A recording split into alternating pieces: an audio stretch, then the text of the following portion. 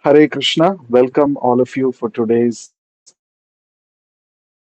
Srimad Bhagavatam session. Let us begin with prayers.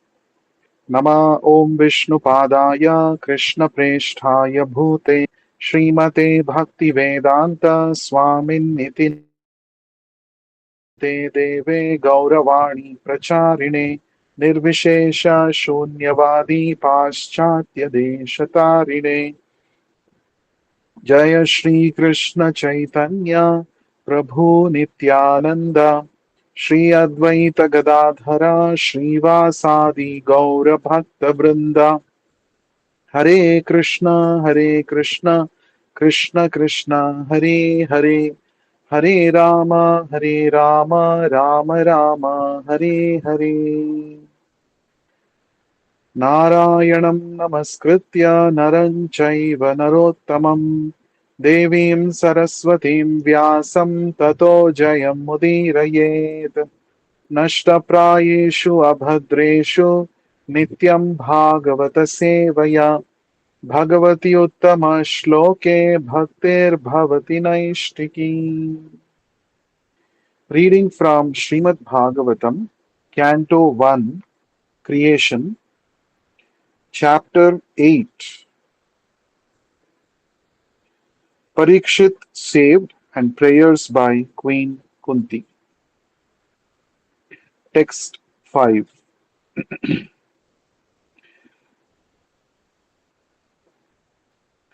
साधयित्वा जातशत्रोः स्वं राज्यं कितवैर्हृतम् घातयित्वा सतो राज्ञः कचस्पृशक्षतायुषः. Translation and purport by Vishwaguru Srila Prabhupada. Translation. The clever Duryodhana and his party cunningly usurped the kingdom of Yudhishthira, who had no enemy. By the grace of the Lord, the recovery was executed, and the unscrupulous kings who joined with Duryodhana were killed by him. Others also died, their duration of life having decreased, for their rough handling of the hair of Queen Draupadi. Purport by Srila Prabhupada. In the glorious days, or before the advent of the age of Kali, the Brahmanas, the cows, the women, the children, and the old men were properly given protection. 1. The protection of the Brahmanas maintains the institution of Varna and Ashrama, the most scientific culture for attainment of spiritual life. 2. The protection of cows maintains the most miraculous form of food, that is, milk, for maintaining the finer tissues of the brain, for understanding higher aims of life. 3. The protection of women maintains the chastity of society, by which we can get a good generation for peace, tranquility, and progress of life. 4. The protection of children gives the human form of life its best chance to prepare the way of liberty from material bondage.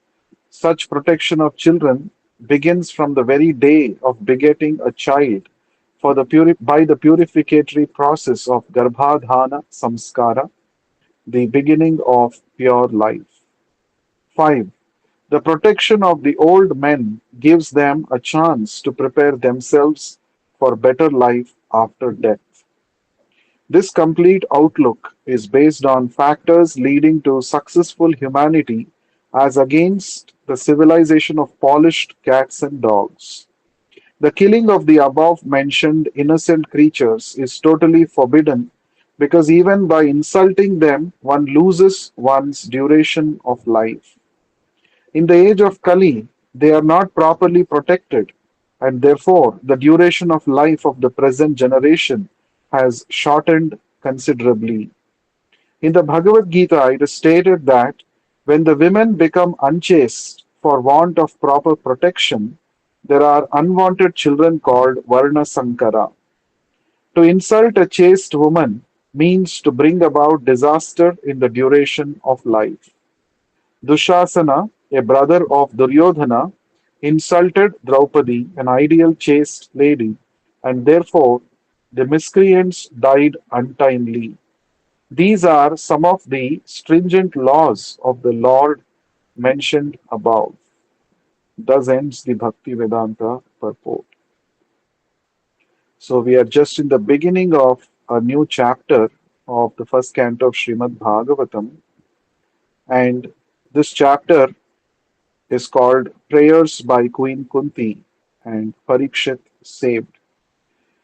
So in this chapter, we see, we saw in the first four verses in the last session that uh, the Pandavas, headed by Maharaj Yudhishthira, they performed their they performed final rites for all the members of their families who died on the battle of Kurukshetra. And then they also lamented for their death.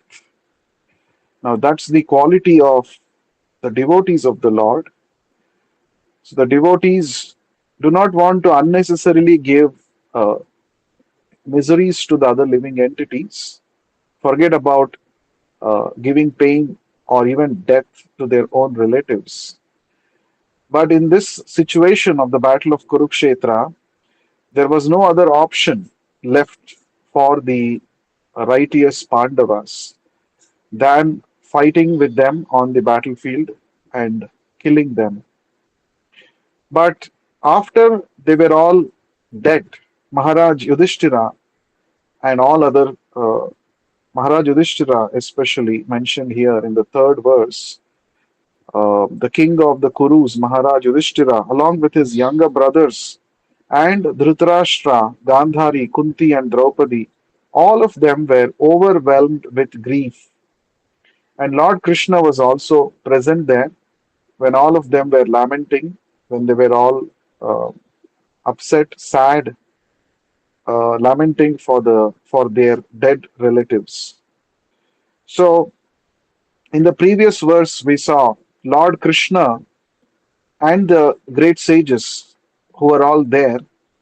What did they do when they saw all the Pandavas lamenting? They actually cited from various, they actually, it is said here, citing the stringent laws of the Almighty and their reactions upon living beings, Lord Krishna and the Munis began to pacify those who were shocked and affected. So, Santvayitva, Santvana means to speak words to pacify when somebody is in a miserable condition. So Lord Krishna pacified all of them, saying that no one can actually go against the laws of the Supreme Lord, the laws of nature. So this is the laws of the Almighty. No one can go against them. Therefore, you don't have to grieve. You don't have to lament. So Lord Krishna, in that way, he actually pacified Pandavas and everybody. So after that, what happened is the verse we read today, just now. Sa sa sadhayitva ajata shatroho swam rajyam kitavaihi. Sadhayitva means they achieved, having executed. Ajata shatroho means it is actually the name of Yudhishthir Maharaj. Ajata Shatru means for one whose enemy is never born. Ajata Shatruhu. This is actually the quality of a pure devotee also. In the third canto of Bhagavatam, Kapila Deva says this.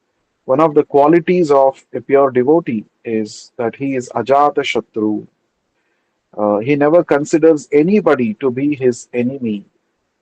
So Yudhishthir Maharaj, he is referred to as Ajata Shatru because he is also a pure devotee and he only fought the war as a matter of duty as a Kshatriya, but he did not have any vengeance or enmity towards the Kauravas. So that's why it is said here he is Ajata Shatru. Sadhayitva Ajata Shatroho Swam Rajyam, one's his own kingdom, Kitavaihi, by the clever. Kitava means one who is clever or one who is uh, uh, on the path of trying to cheat others, one who cheats others. So that is Duryodhana and party. They are referred to as Kitavaihi. Hrutam usurped. So the Duryodhana and party had usurped or snatched away the rightful kingdom of the Pandavas in a very tactful manner. We know how this four personalities they are called as Dushta Chatushtaya in Mahabharata. Duryodhana, Dushasana, and Karna and Shakuni. These four personalities they are referred to as Dushta. Now, these four people they actually conspired against the Pandavas, and of course, Karna. You may say Karna is actually innocent, but because he was in the association of the other three wicked people, he was also forced in a way to become wicked like them.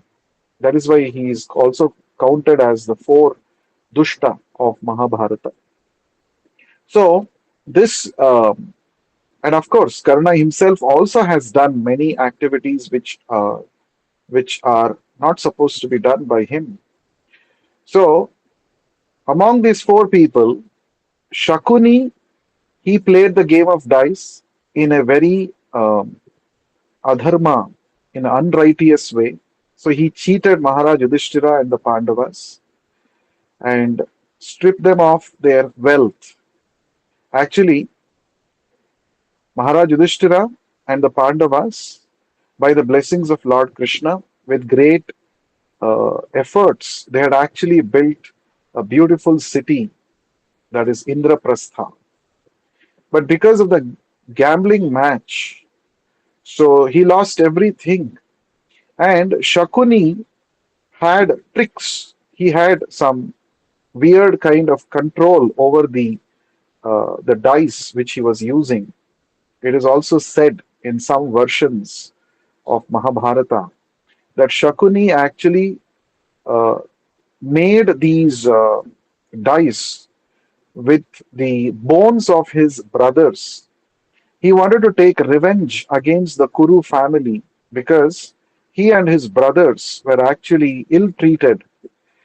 And another reason was also that Shakuni was very unhappy that his daughter, his sister is going to be marrying a blind person.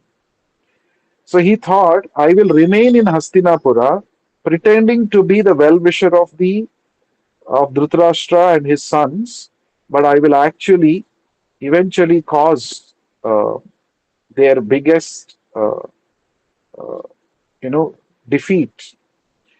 So Shakuni is also called Hitashatru.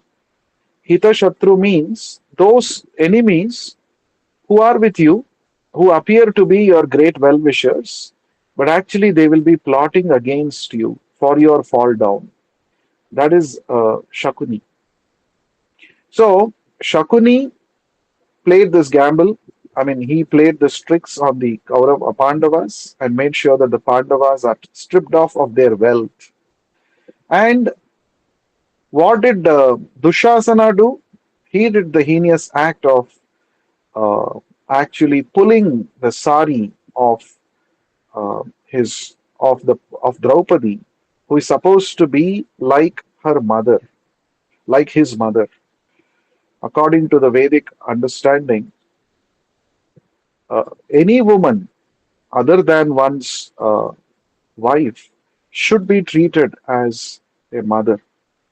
Matruvat paradaryeshu. This is the principle of a civilized human being. But Dushasana, uh, being instructed by his brother, he actually dragged Draupadi by holding on to her hair, dragged her and brought her to the assembly where the gambling match was going on. And he also uh, tried to disrobe her in front of the entire assembly. And what did Karna do in that situation? Karna actually, uh, Karna addresses Draupadi as a prostitute, and therefore all these three people, and finally the fourth one, Duryodhana, he is the mastermind. It is upon his instigation that all these three people were doing such heinous acts. So, and it is very rightful that all these four people have been killed on the battlefield. So, why to lament for such sinful people? Yudhishthir Maharaj and Pandavas, they are lamenting for the death of these people. Why they should lament? Because they have actually reaped the results of their own actions, right? So, uh, here it is said in this verse, the clever Duryodhana and his party cunningly usurped the kingdom of Yudhishthira, who had no enemy. By the grace of the Lord, the recovery was executed, and the unscrupulous kings who joined with Duryodhana were killed by him. So here it is said, uh, Swam Rajyam Kitavam Hritam Ghatayitva Sato Rajnyaha. Ghatayitva means they were all killed. Asataha, because they were all adharmis, unscrupulous. And what did they do? One of the greatest blunders they did, sinful activity they did was Rajnyaha. Rajnyaha means the queen, Draupadi. Kachasparsha Shata Ayushaha. Kachasparsha means they roughly handled the bunch of hair of Draupadi Maharani. And because of this, Kshata Ayushaha, their duration of life decreased. That means here we get to know that the actual cause of the death of the 100 sons of Dhritarashtra was their sinful activities. When one performs sinful activities, one's duration of life is reduced, and one also loses one's good name. This is what happens when one commits sinful activities. And especially the sinful activity that is referred here is the manhandling of Draupadi. Draupadi should have been actually respected and worshipped by Duryodhana and his brother Dushasana and even Karna. But they actually insulted Draupadi. So Draupadi is referred to as a pativrata. She is actually devoted to her husbands, and she is a sati. Sati means she is a chaste lady, and insulting such a chaste lady actually leads to reduction of one's duration of life. This is very very important lesson that we should learn. Actually, the Ramayana and Mahabharata both are great epics. They are histories of our Vedic culture.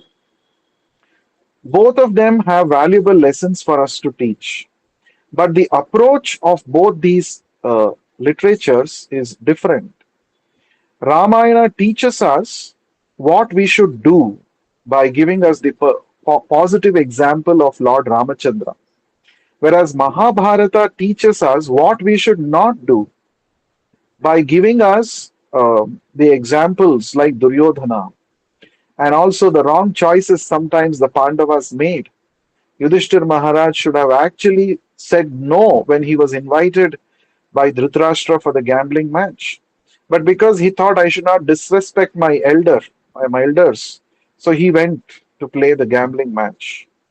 And the gambling match is such that once you get into it, you will get sucked into it. Sinful activities are like that. They have some kind of an attraction, and we think that, oh, it is only once I will do it. But once you get into it, it's very, very difficult to get out of it. This is what Mahabharata is teaching us. One who insults a woman, one who actually uh, uh, engages in some kind of a sinful activity, especially gambling, then such a person will finally meet with destruction. And of course, because the Pandavas were devotees of the Lord, they repented for their uh, activity, and they took shelter of Lord Krishna. And that is why, by the blessings of Lord Krishna, they emerged victorious on the battlefield of Kurukshetra. And they were also on the side of Dharma. So, in the purport, Prabhupada says, according to the Vedic culture, there are five people who are supposed to be given protection always. Who are these five people? The first one is the Brahmanas, because the Brahmanas are custodians of Vedic knowledge. They are in charge of making sure that everybody gets the spiritual knowledge. Therefore, a Brahmana should never be killed. Brahmana should be protected in all situations. That means knowledge is always required for the society. It is because of ignorance that we engage in sinful activities. And because of our sinful activities, we have to suffer miseries. But when knowledge is disseminated, when it is distributed to one and all, then people will not perform sinful activities. And who are in charge of distributing this knowledge? The Brahmanas. And of course, we have discussed in detail in the past sessions. Brahmana doesn't mean just by taking birth in a particular family one becomes a Brahmana. One has to be qualified, one has to practice the Vedic principles personally in his life. Then only one can be in a position to instruct others and guide others. So, the first category of people who have to be given protection is the Brahmanas, who are the emblem of knowledge. And the second category of personalities or second category of entities is are cows, Goraksha. It is very important because cows give us milk, and according to the Vedas, when one drinks milk, cow milk, one's brains tissues get nourished, and such people will be able to understand spiritual subject matter. And since we are drinking the cow's milk, cow is our mother. Now, this is a very beautiful principle that we get to see only in Vedic culture. In other cultures, yes, they may be showing respect to animals, but they may not consider an animal to be like their mother. But in our Vedic culture, it is said, uh, Go Mata. One day, uh, Go Mata Raha, it is said. Let us offer our respects to Go Mata like this. So, cows should be protected. And then, third one, women should be given protection. Because when women are not given protection, because women, they generally can get easily manipulated emotionally. Therefore, when women are not protected, then anybody can take advantage of their emotional weakness, and this will lead to havoc in the society, right? So, that is described in the first chapter of the Bhagavad Gita, where when women become polluted in the society, it leads to the generation of unwanted population. And this unwanted population is called Varna Sankara.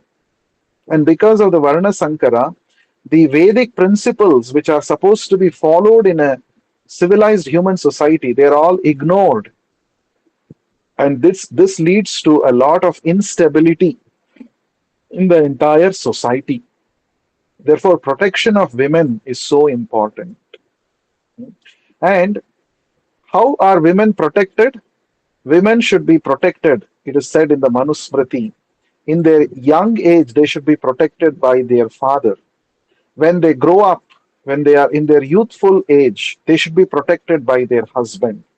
And in their old age, they should be protected by their grown up sons. So it is the duty of a man to always give protection to a woman in any situation of her life. This is a very important duty which is mandatory for every man in the human society. So, for this, the man should be taught good character. That is why, from a very young age, the men are actually taught to respect women as mother. If this teaching is not there, so women will be exploited in the society. So man's character should be such that he treats every woman as his mother. That is why in our ISKCON, in our Hare Krishna movement, we address women as Mataji. Now, it is not simply a symbolic salutation. It's not just a way of addressing women. It is not simply a tradition or a custom. When we address women as Mataji, we must be conscious that I have to give respect to this woman as my own mother.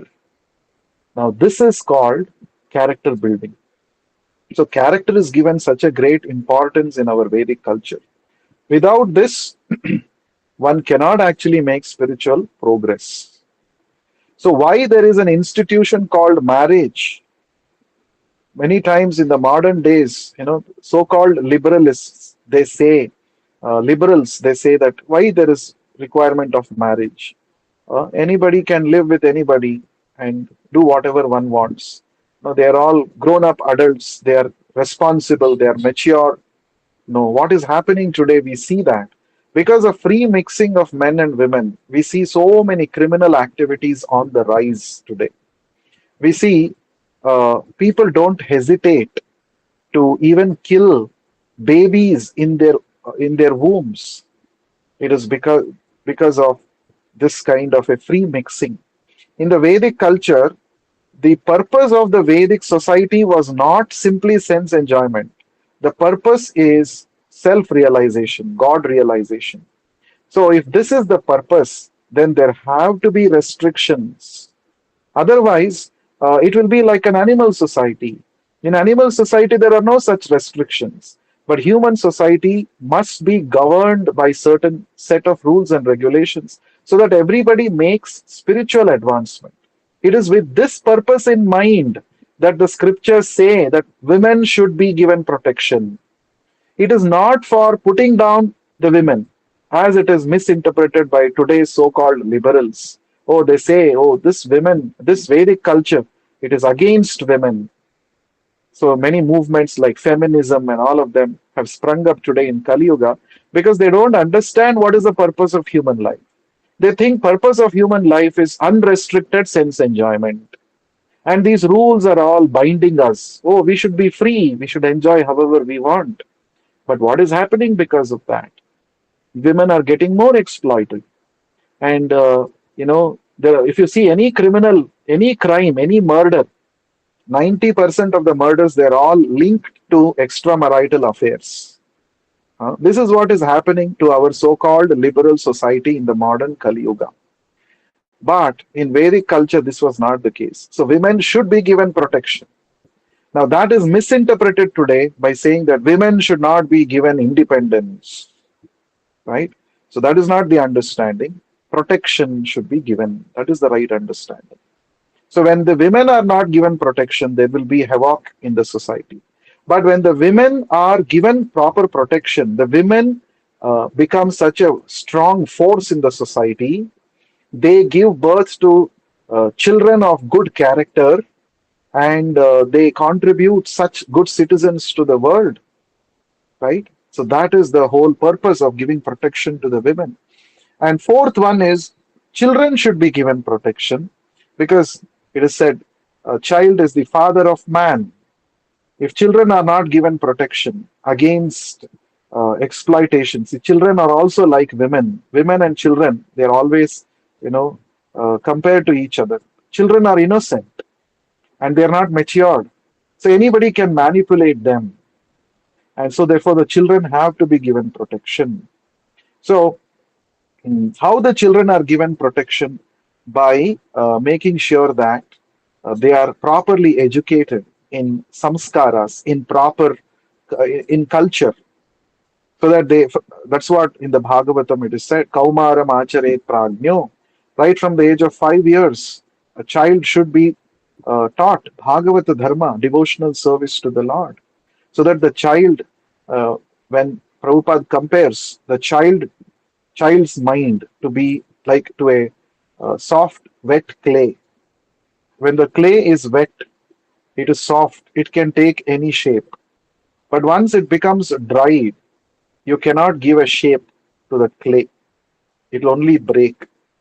So the children have to be taught Krishna consciousness, spiritual knowledge, spiritual practices from the very young age.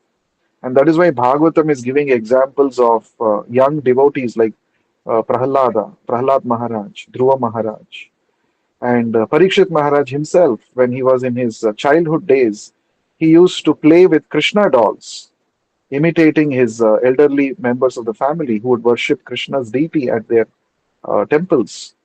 So, if the children see such positive examples from the very beginning of their life, they will develop strong spiritual values, they'll develop strong character, and they will be good citizens of this world, right?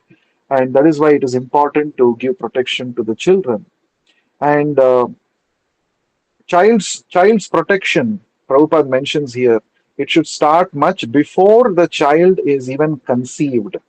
So in the Vedic culture, there is something called Garbhadhana Samskara, where the husband and wife, uh, before they decide to conceive, they actually undergo purificatory rituals, and they meditate on the Lord so that they have good consciousness. And in that good state of mind and consciousness, they give birth to the child. Then the child will be a very good person, a person of good character.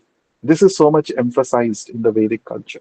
That is why you see many times we see in the Bhagavatam, Ramayana, Mahabharata, everywhere, whenever somebody wanted a child, and they would be if they approach some saintly persons, those saintly persons would always tell them, please perform tapasya, meditate on the Lord, like this, right? Now in the modern day, people, they make fun of such things. Oh, Rama was born because of yajna. Oh, how can we believe this? Oh, Krishna took birth, he agreed to become the son of Devaki and Vasudeva because they had performed tapasya in the past life. Oh, is the tapasya and the yajna the cause of child's birth? Oh, how superstitious this Vedic culture is. People talk like that very loosely, but they don't understand the principle behind it. The principle is when you perform tapasya, when you perform yajna, worship of the Supreme Lord, you will be in a very good, bright state of consciousness. And that is required. That impacts what is the state of mind of the father and mother during the time of conception. That is going to impact what will be the consciousness of the child. It is very, very important. It's a great science. We get to know this in the Bhagavatam itself. Uh, when Prahlad Maharaj was in the womb of Kayadhu, she heard Bhagavata Katha, the glories of the Lord, from Narad Muni. And that had a great impact on the child's consciousness. Even though the child was not born, so to say, he was in the womb of Kayadhu, his mother, but still that had a great impact. And he became a Mahabhagavata, a pure devotee, just by this association.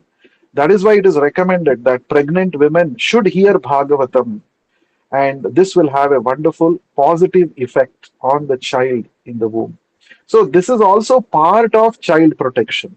The child has to be protected from the negative influences, and therefore, the child has to be taught moral values. Especially the children like to hear stories. So Bhagavatam is full of stories, and the parents have to tell the stories to the children about Krishna, about Lord Ramachandra, so that from a very young age, the seeds of bhakti are sown in their hearts. So this is called real child protection. And then the fifth one is protection of the older senior citizens. Now, the senior citizens also are very similar to children. If you see, our life is like a 360 degrees. Where we start off, we end up there only. Like in our childhood, we are not in a when we are small babies, we are fully dependent on our parents, isn't it? Even for simple things like eating or walking, we are fully dependent because our abilities are not fully developed as babies. But when we grow up into old, when we become old, at that time also, it is like children only. When we are in the old age, we have to depend on somebody for our simple things also, like eating, like food, going to washroom. It is not easy. So the old age, the senior citizens also be have to be taken care properly, because one thing is, when when we grow up, when we become old, there is a guilt in our heart that, you see, I have become a parasite on these people, on the other relatives, on my son or daughter. And it is also, again, it also is very difficult because all this while he thinks that, see, I was independent, I was working and maintaining my family. I have constructed this house, it is my property. There is a ego. Now I have become dependent on my family members in my old age. Huh? So it is a very uh, humiliating sometimes situations for the old men, old citizens. I mean, father and mother or senior citizens. So at that time, it is very important that the other younger members of the family, son or daughter, should not speak in a way which enhances their humiliation. Already they are feeling bad that I have become dependent. Already they are feeling bad that I have to, even for small things, I have to ask someone. So they're already in that kind of a mood. Now when they are spoken harshly to, when somebody speaks harshly, they become even more uh, low in their consciousness. So that is not the way. So one should understand that uh, I will also become old one day. I will also have to face this kind of a situation one day. So, therefore, I should not actually speak harshly or treat harshly the older members of my family. In fact, I should create such an atmosphere at home that they are able to happily remember Krishna, and so that they prepare themselves to leave their body in a spiritual way. That is actually the duty of the other family members. Generally, people think that if I simply provide all the necessities and I give all the medicines, what is required for them, and time to time take them to the doctor for checkup, a blood test, and all of that, there ends my duty. That is not the real understanding. Real duty, real help that we can give to the senior citizens of the family is to help them by providing a conducive atmosphere so that they can remember Krishna and uh, lead their final days. And so that at the time of death they can remember Krishna. That is the real duty of a son or a daughter. So, simply material arrangements is not called the protection of the older members. Protecting their consciousness so that they don't feel guilty, and they also enhance their bhakti towards the Lord. This is the duty of all the family members. So, these five kinds of people, five kinds of entities should be given protection. This is the standard of Vedic culture, right? So, protection of Brahmanas, protection of cows, protection of women, protection of children, and protection of the elderly members of the family. So, this is the duty of every uh, civilized human being. If one does not do this, then he is not even called as a civilized human being. This is what is the standard of Vedic culture. So, Prabhupada is saying, if this is not done, it is simply going to be a polished civilization, civilization of polished cats and dogs, right? So, therefore, these have to be given protection. There's no question of killing them anyway. That is what Prabhupada is mentioning here. The killing of the above mentioned innocent creatures is totally forbidden, because even by insulting them, one loses one's duration of life. This is what happened with Duryodhana, Dushasana, because they insulted Draupadi. They lost the duration of their life. They decreased the duration of life by that act of simply insulting a chaste woman as Draupadi. So it is very, very important to understand this. So in family life, if women are not respected, then and women are unnecessarily given trouble and tortured, it that leads to decline of that family. It leads to so many other problems. In fact, in Vedic culture, even today, in villages, you know, we see some remnants of this Vedic culture. They say daughter should never cry in the house. The daughter has got married and she has gone to her in-laws' place, and then after some time, for some festival or some occasion, she comes to the father's house. That time they say, "Oh, daughter should never cry in our house. It is not good for us. It is not auspicious for us." That means you should behave in that way that you don't hurt the sentiments, the finer sentiments of the daughter. So this is the culture that is prevailing. Unfortunately, today, in the name of modernization, in the name of liberalism, all these finer sentiments, finer values of the Vedic culture, they're not at all observed. People have forgotten all this. huh?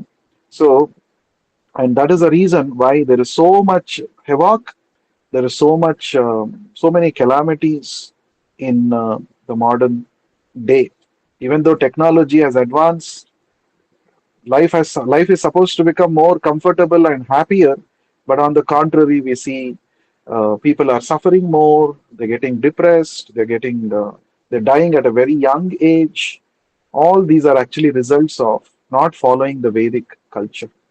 So, just this one point, that the humiliation of Draupadi caused by Duryodhana, it is mentioned here in the Bhagavatam. This one point decreased the duration of Duryodhana's life. Just understand. If we understand this one point, we will see. We will learn how to respect women, respect uh, elderly people, respect and protect children, and all of this in our life. So Bhagavatam, it is not only teaching us spiritual values. Of course, the central point of Bhagavatam is to teach us how to become a devotee of the Lord. But if we don't have these finer etiquettes, we will not be a proper devotee. Just by wearing tilak and kantimala, one does not become a devotee. Or well, just by showing off that I am practicing Krishna consciousness, one does not become a devotee. A devotee is one who treats everybody as a part and parcel of Krishna. If that basic sense is not there, simply we are a fake devotee, showing off devotee. So this is not the proper way of being a devotee. So one should definitely follow these social etiquettes while dealing with the fellow beings. Let us see the next shloka, text 6. याजयित्वाश्वमेधैस्तं त्रिभिरुत्तमकल्पकैः तद्यशः पावनं दिक्षु शतमन्योरिवातनोत्. Translation and purport by Vishwaguru Srila Prabhupada. Translation: Lord Sri Krishna caused three well performed Ashwamedha yajnas or horse sacrifices to be conducted by Maharaj Yudhishthira, and thus caused his virtuous fame to be glorified in all directions, like that of Indra, who had performed 100 such sacrifices. Purport: This is something like the preface to the performances of Ashwamedha Yajna by Maharaj Yudhishthira. The comparison of Maharaj Yudhishthira to the King of Heaven is significant. The King of Heaven is thousands and thousands of times greater than Maharaj Yudhishthira in opulence, yet the fame of Maharaj Yudhishthira was not less. The reason is that Maharaj Yudhishthira was a pure devotee of the Lord, and by his grace only was King Yudhishthira on the level of the King of Heaven, even though he performed only three yajnas, whereas the King of Heaven performed hundreds. That is the prerogative of the devotee of the Lord. The Lord is equal to everyone, but a devotee of the Lord is more glorified because he's always in touch with the all great. The sun rays are equally distributed, but still there are some places which are always dark. This is not due to the sun, but to the receptive power. Similarly, those who are sent person devotees of the Lord get the full fledged mercy of the Lord, which is always equally distributed everywhere. Thus ends the Bhakti Vedanta purport. Yajayitva. Yajayitva means caused to perform. Ashwamedhaihi. Ashwamedha is a kind of yajna, especially recommended for the Kshatriyas to be performed. In this Ashwamedha yajna, a horse is sacrificed. And by the chanting of the Vedic mantras by expert Brahmanas, the sacrificed horse gets a rejuvenated body. So that is, it's, we should not think that this is simply some animal killing, ritual killing. No, it is meant for testing the efficacy of the chanting of the Vedic mantras. And when the mantras are chanted properly by the qualified Brahmanas, the animal which was sacrificed gets the soul gets a better body. It can either get a younger horse body or it can get a human body, rejuvenated body. So that is the power of the Vedic mantras.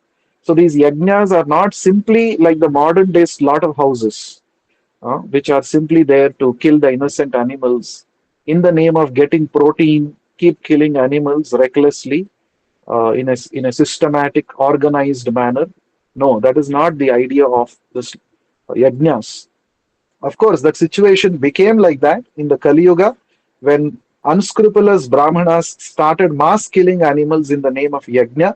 That is when the Supreme Lord appeared as Buddha and he said, stop all this nonsense. You follow ahimsa. So the Lord himself does not tolerate the misuse of Vedic knowledge. So therefore he says, you don't follow Vedas. He rejected the Vedas. The Lord himself gave Vedas, but now he's saying you don't follow Vedas because you people don't know what is the actual purpose of these sacrifices. So the process defeated the purpose. Therefore the Lord said, let us suspend the process for some time. You see? So it's very important to know the purpose of these yajnas. We should not think, oh, our ancient ancestors were some barbaric people. They were simply killing animals and calling it as a ritual, a sacrifice or a yajna. No, that is not the idea. We should properly understand. And when we are trying to explain such things to others, we should also have sound knowledge about these things. Then only we will be able to explain. Otherwise, we will become foolish in front of those people. Some people who simply wantingly they want to comment on Sanatana Dharma. They say this is no, what is this? Simply animal killing. The people are barbaric and all these things. No. So there is a lot of science, a great science behind it. So as devotees, we are all supposed to know this properly. Then we can represent this Vedic culture properly to others. Very important. It is our duty. So here, Ashwamedhaihi, Tam Tribhi, Tam means here it is referring to King Yudhishthira Maharaj. Tribhi means three. Three times Maharaj Yudhishthira performed Ashwamedha Yajna. And who caused it? It is mentioned here. Krishna caused it. That means under the superintendence of Krishna, under the guidance of Krishna, Maharaj Yudhishthira performed three Ashwamedha Yajnas. And here it is said, Uttama Kalpakaihi. Uttama means best. Kalpakaihi means with proper ingredients and able priests.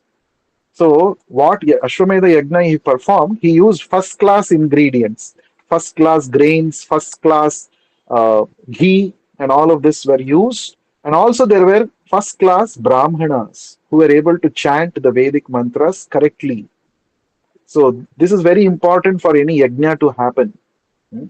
So yajna cannot simply happen as a ritual to show off. We'll have a homakunda, we'll have fire, and we'll keep putting swaha, swaha. No, we must have qualified brahmanas. And in Kali Yuga, there is an utter scarcity of qualified brahmanas who can chant the Vedic mantras to the right, in the right meter, in the right pitch. So wrong pronunciation will lead to opposite results or no result at all. That is why in Kali Yuga, this kind of Ashwamedha yajnas and all of these are not recommended. Only yajna that is recommended for Kali Yuga is Sankirtana Yajna. And the Lord Himself came 500 years ago as Chaitanya Mahaprabhu. He personally demonstrated to everybody how to perform this Sankirtana Yajna and attain happiness and prosperity. Hmm? So, therefore, we need not have to invent some new method of yajna, this yajna, that yajna. Many times in the social media, we keep seeing, oh, this people perform this yajna, that yajna. Nice, they are performing, but that is not what is recommended for this age. It is not going to fetch the actual benefit. It is simply shrama evahi kevalam. It is simply a hard labor and some publicity for some people who have done it. That's all. Is the Lord actually pleased? No, the Lord will be pleased when the proper method, bona fide method is followed. So for Kali Yuga, the bona fide yajna is Sankirtana yajna. So we have to perform Sankirtana yajna, and that's how the Lord will be pleased. But back then, Yudhishthir Maharaj had such best quality ingredients and top class brahmanas. Therefore, he performed it by the direct instruction of the Lord. Tad yashaha pavanam dikshu. Pavanam means virtuous, purifying. Yashaha means fame. Tat yashaha. The yashaha, the fame of Yudhishthir Maharaj, spread in all directions. Dikshu. Shatamanyor ivatanot. Just like Indra's fame is spread all over the universe because he performed the Shatamanyu. He performed 100 such sacrifices. Like that, Yudhishthir Maharaja's fame spread all over the world in all directions. So, very important this is. Now, Prabhupada brings up this point. Yudhishthir Maharaj performed only three Ashwamedha Yajnas, whereas Indra had performed 100 Ashwamedha Yajnas. So, there is no comparison materially, isn't it? Why is here Yudhishthir Maharaja's fame compared to that of Indra's fame? And also, Indra is a administrative devata, much more powerful than Yudhishthir Maharaj. But here, Yudhishthir Maharaj's fame is compared to Indra. Why? That is because he is a pure devotee of the Lord. Yudhishthir Maharaj is a pure devotee. If one wants to really become famous, the scriptures say the real fame is that of the pure devotees of the Lord. Because as long as the Lord is remembered, his pure devotees are also remembered and glorified. Who can be more glorious and more famous than the pure devotees of the Lord? Just like as long as Narasimha Dev pastime will be told, retold, and remembered, meditated upon, Prahlad Maharaj also will be remembered and glorified. In fact, Prahlad Maharaj will be glorified in par with Narasimha Dev. Just imagine, huh? Narasimha Dev is Supreme Personality of Godhead. So we glorify him so much. But Prahlad Maharaj also is equally glorified. That's why before telling Narasimha Dev's name, we say Prahlad. Prahlad Narasimha, we say. He is the Narasimha. Narasimha belongs to whom? Prahladas. He is Prahladas Narasimha. Therefore, he is Prahlad Narasimha. That is the fame of a pure devotee of the Lord. So the Lord is all famous. That is one of his six opulences. And the Lord is not stingy. He is very broad minded. The Lord shares his opulences with his devotees. Those who have surrendered to the Lord, they enjoy the same fame as the Lord. This is the nature of the Lord. Sometimes, you know, uh, when there is a very big successful person, and under him there will be some people who are working. The celebrity successful person will never bring his assistants to limelight because he thinks that, oh, if I tell the world that these are the people who are behind my work and my success, then my value will come down. This is what materially people think. So they always want to be in the limelight. They hardly recognize the people who have toiled hard for their success. They don't want to share their success and their fame with anybody. This is the thinking of materialistic masters of this world. But Krishna is the glorious master. Krishna is the supreme master, and he has no such um, narrow mindedness. When a pure devotee surrenders to Krishna, Krishna is so happy that Krishna wants to spread the glories of such a pure devotee in all the three worlds. Hmm? This is the uh, that is why a pure devotee, if you become a pure devotee, then your glory is in par with the Lord. Not only on the earthly planet, in all the three planetary systems, Yudhishthir Maharaj is remembered even today and glorified. In all the 14 planetary systems, Prahlad Maharaj is remembered, glorified, and he is famous. Uh, So, if you want to become famous, if you want to become a celebrity, nowadays everybody wants to become a celebrity. If you have an Instagram account, you are a celebrity.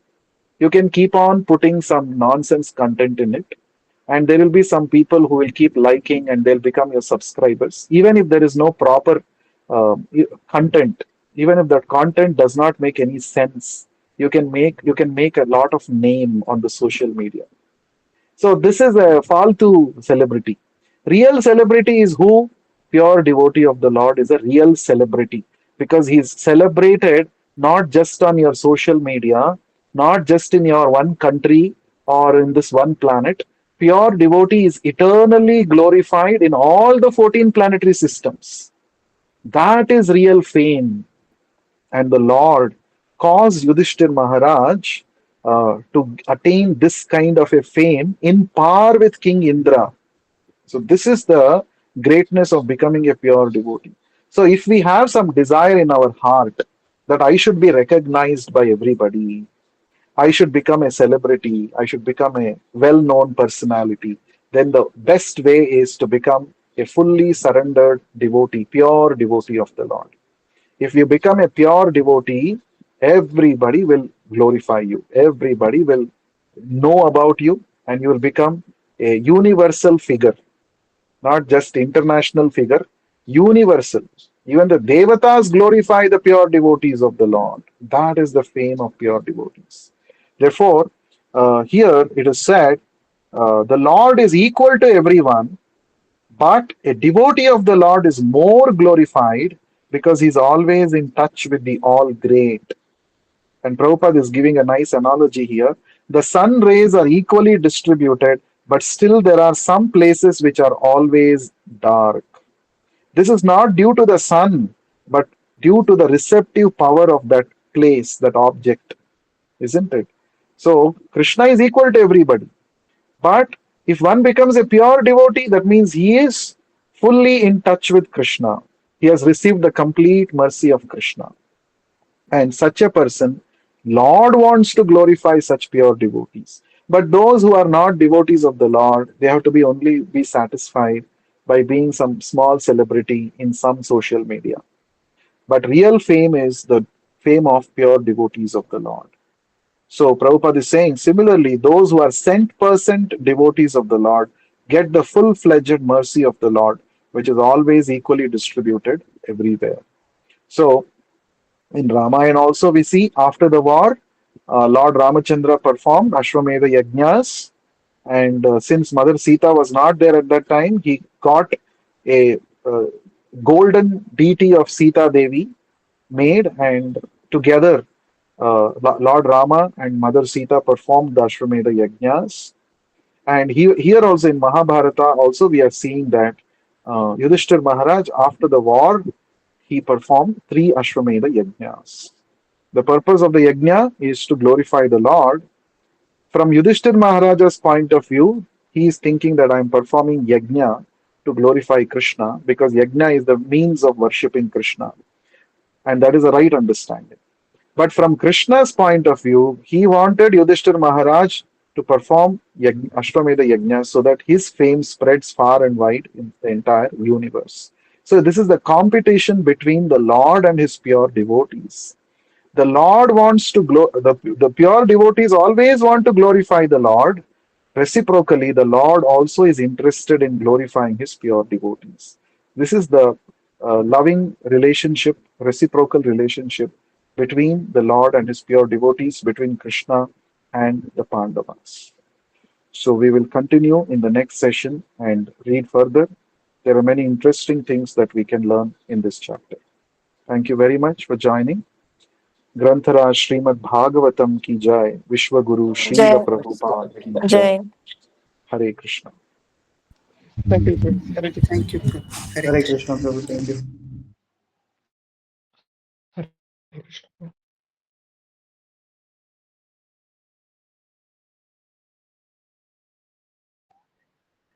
Hare Krishna